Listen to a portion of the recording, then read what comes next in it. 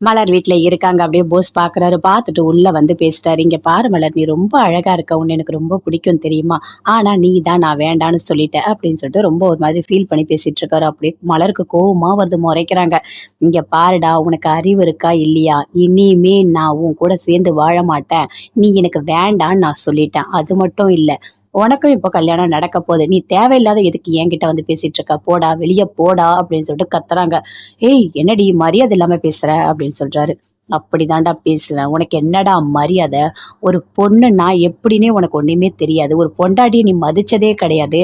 யார வேணா கல்யாணம் பண்ணுவ, எப்படி வேணா வாழ்வ. ஆனா உன் கூட நான் வாழணும் இல்ல? உனக்கு எவ்ளோ தைரியம்டா? கையில என்ன இருக்குன்னு தெரியுதா? தொடப்பக்கட்டை இருக்குது. வச்சு வாங்கு வாங்குன்னு வாங்கி விட்டுருவேன். அசிங்கமா போயிடும் உனக்கு. ஒழுங்கா வெளிய போறியா? இல்ல கத்தி எல்லாரையும் கூப்பிடவா?" அப்படின்னு சொல்றாங்க. "இங்க பாரு மலர், மலர் எதுவும் பண்ணிடாத மலர். நானே போயிடுறேன். நீ இந்த விஷயத்த யார்கிட்டயும் சொல்லிடாத" அப்படின்னு சொல்லிட்டு அப்படியே ஓடுறாரு. "இதான் லாஸ்ட். இந்த பக்கம் நீ வந்த உன்னை என்ன பண்ணுவேனே தெரியாது" அப்படின்னு மலர் அப்படியே கோவமா இருக்காங்க.